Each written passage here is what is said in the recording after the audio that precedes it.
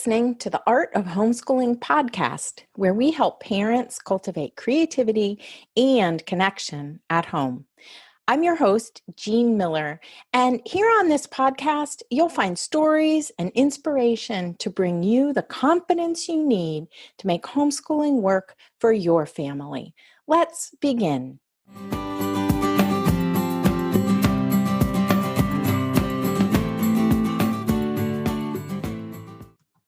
As homeschoolers, we so often think we should be further along than we are. We should know more, do more, accomplish more. But today, I'm here to invite you to start right where you are, each and every time. Well, hey there, and welcome to episode number 19 of the Art of Homeschooling podcast, where we're going to talk about starting where you are every time. I'm sure you've heard it before. Start where you are right where you need to be. But how do we even begin to believe that? I have distinct memories myself of beginning so many homeschooling years at our house, and we'd be just a few weeks in, and I'd already be feeling wobbly, off center, off kilter, again, unsure, behind, unable to do it all, wondering if I even have what it takes. Looking back, if I could change just one thing about our homeschooling, I'd give myself the gift of being more relaxed and more present. That's what I would want more than anything else. When I came across this quote from Maya Angelou, the heaviness lifted, and I knew that I wanted to share it with you. Consider this your new mantra. Here it is. You alone are enough. That's right. You alone are enough. If you are experiencing any pangs of discouragement today, maybe you're feeling like, why is it taking me until dinner to get all of our homeschooling done? Or why can't I keep up with my plans? Why doesn't it look smooth and easy like I imagined it would? Or how does everyone else seem to juggle it all, but I never can? First of all, it's probably because you're trying to do too much. Secondly, stop comparing yourself to others because it only brings pain. And third, let go of pressure and urgency. I want to pass along some very wise advice that was once given to me by an older homeschooling mother of 3 named Molly. And she said to me, "You can have it all, just not all at once." And it's the not all at once part that I want you to really hear today. Because here's the thing.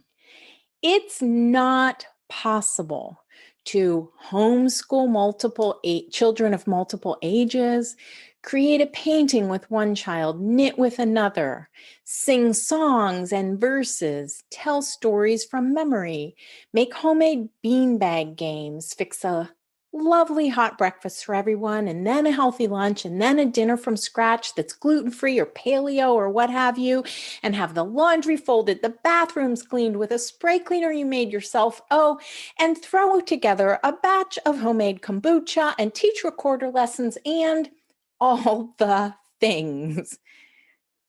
But somehow, this is what we think we should be able to pull off. This is what we picture in our heads. And then when we try to achieve it, we fall short and we feel disappointed in ourselves. And well, frankly, we often feel not good enough. I want to let you in on a little secret here. You cannot improve from a place of not feeling good enough. It doesn't work that way. You can't change, improve, make progress if you are feeling not good enough. So maybe we can have it all over a period of years, over a lifetime, but not all today, not even all this week. The place to start is with you and believing in yourself, believing that you are enough, that you are doing enough, you are teaching enough, and you are being enough. So start by repeating this mantra to yourself. I am enough. And then you can start building from there.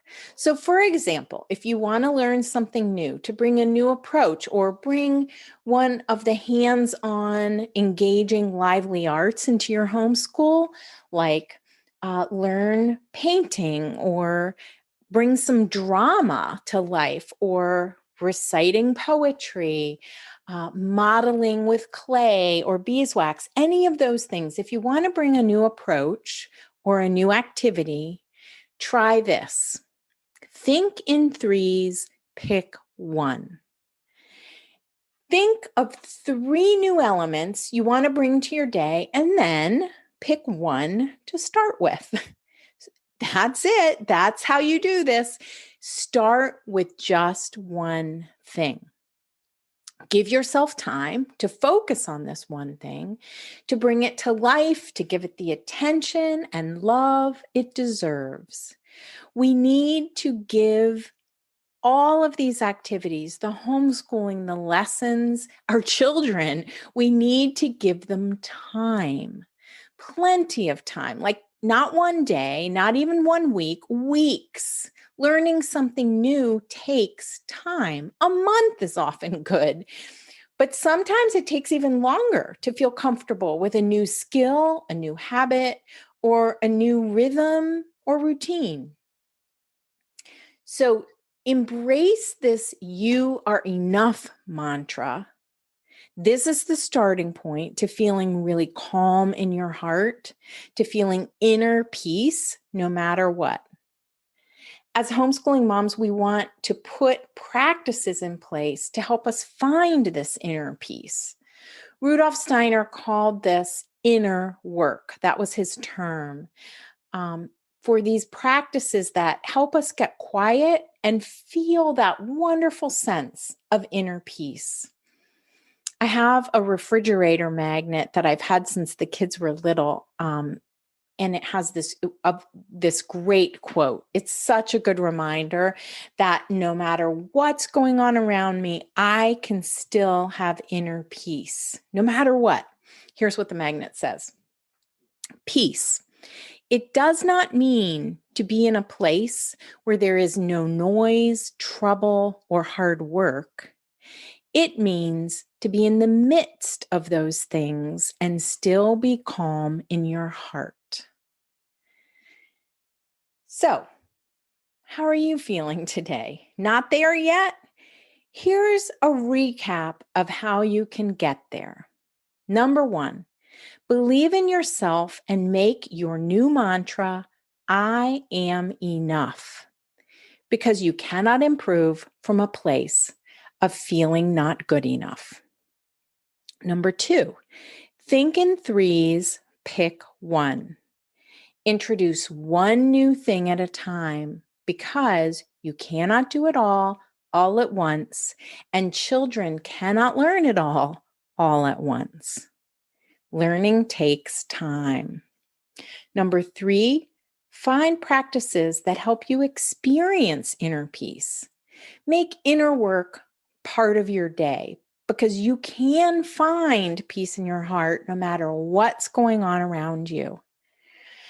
I know this isn't as easy as it sounds, but if you remember to keep things simple, starting where you are every time, you'll be able to build up from there in a sustainable way. So accept what is and work from there with these 3 tips in mind. If you love exploring these ideas of how to increase your inner peace, I want to invite you to check out Inner Work Journey. It's a 12-week online experience that I lead homeschooling, a small group of homeschooling moms through to really help you live more from a place of acceptance and possibility and find deeper connections with your children. So if you're interested, you can find all the details at artofhomeschooling.com/innerworkjourney. And I'll leave you with this wonderful quote today from Dr. Martin Luther King Jr. He said, "Take the first step in faith. You don't have to see the whole staircase. Just take the first step." Thanks so much for joining me, and don't forget to check out the show notes for this episode where you can find highlights plus inspiration cards of the quotes and tips mentioned here that you can print out and keep in your planner or pin up on the side of your refrigerator. Just head over to artofhomeschooling.com, episode 19, to find the show notes. See you next time. That's all for today, my friend. But here's what I want you to remember. Rather than perfection, let's focus on connection. Thanks so much for listening, and I'll see you on the next episode of the Art of Homeschooling podcast.